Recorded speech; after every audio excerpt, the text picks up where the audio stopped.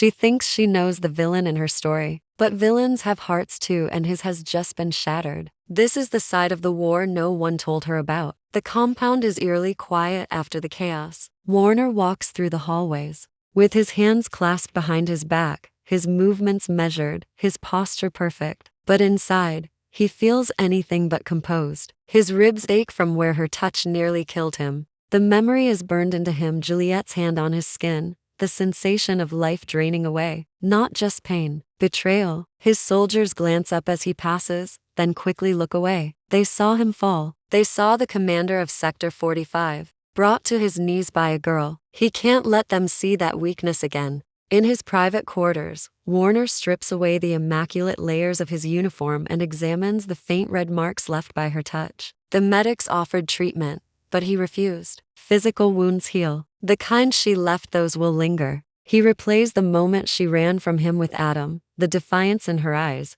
the way she looked at Kent like he was the only person who mattered. Warner clenches his fists. He should have expected this, but expecting it doesn't dull the sting. Reports flood in, security breaches, damaged infrastructure, troop morale at an all-time low. The re-establishment headquarters is demanding explanations. Warner listens to his officers speak in clipped tones, their words laced with barely concealed judgment. He cuts them off with a single order: double the patrols, secure the perimeter, and find Adam Kent at any cost. He doesn't mention Juliet's name, but the weight of it hangs in the room. One of the captured rebels is brought in, a man Warner suspects has ties to the resistance. The soldier is bloodied, his wrists bound. Warner doesn't raise his voice. He doesn't have to. His questions are precise, his tone measured, but each silence that follows is heavier than the last. When the man refuses to talk, Warner dismisses the guards and closes the door. What happens next is methodical,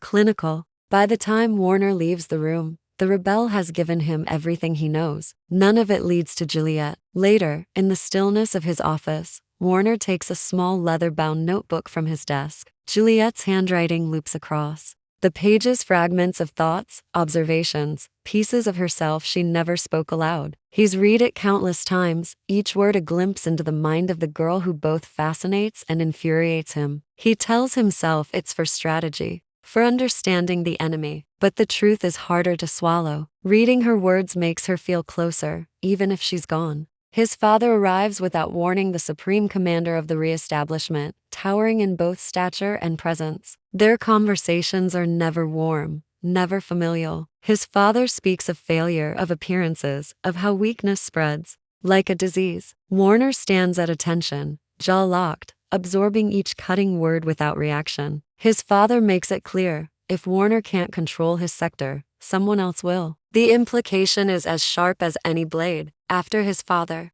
leaves, Warner orders his men to refocus the search. Adam Kent is their primary target, but Juliet is not to be harmed if she's found. He doesn't explain why not to them, and not even fully to himself. He thinks about her every time he closes his eyes. The way she looked at him, not with fear, but with contempt, haunts him more than her lethal touch ever could. The nights stretch endlessly. Warner doesn't sleep much anymore. He works until his eyes burn, until the world blurs at the edges. Even then, when he closes his eyes, Juliet is there. Sometimes she's looking at him like she might trust him. Sometimes like she might kill him. Both images are equally dangerous. He forces himself out of bed before dawn, running drills with his soldiers as if sheer discipline can drown out the noise in his head. Reports come in from scattered patrols, small rebel sightings, whispers of a hidden base. The details are inconsistent, but one name surfaces again and again: Omega Point. Warner keeps the information to himself for now. He doesn't want his father to hear about it until he's certain the Supreme Commander would crush it without hesitation, and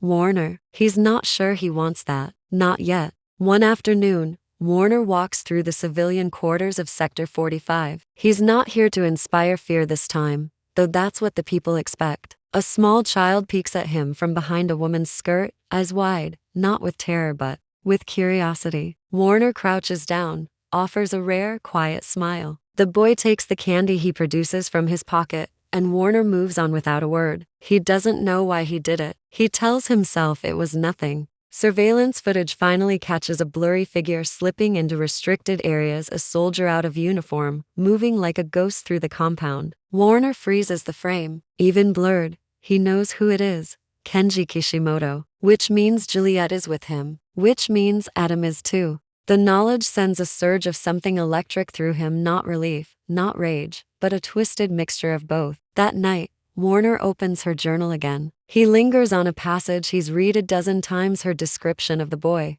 with green eyes who once lent her a pencil. Adam Kent. She writes about how that memory kept her alive when she thought no one cared. Warner sets the book down, staring into the darkness. He can't compete with that kind of history, but he can't stop wanting to. A coded transmission arrives from his father. Intelligence suggests Adam Kent's capture could provide leverage over Juliet. The Supreme Commander doesn't care if Kent survives the process. Warner reads the message twice before deleting it. He knows his father will expect a prompt, merciless response. Instead, Warner orders his men to tighten surveillance, but with explicit instructions: if Juliet is found, she is not to be harmed. The pressure builds with each day. Warner feels it in the tautness of his shoulders, the tightness in his chest. He was raised to see emotion as weakness, to suppress anything that didn't serve efficiency. But Juliet has cracked something open in him that he can't close again. He's no longer sure if that makes him dangerous or broken. And yet, he knows this. He will see her again. He will make her understand that they are not so different. By the time the next morning arrives, Warner has a plan. He doesn't know exactly when or how it will happen, but he will find Omega Point. He will confront Adam Kent. And he will speak to Juliet again, not as her captor, not as her commander, but as someone who knows her power because he's seen his own reflected in it. He straightens his uniform, smooths his gloves over his hands, and walks out to face his soldiers. The war is just beginning.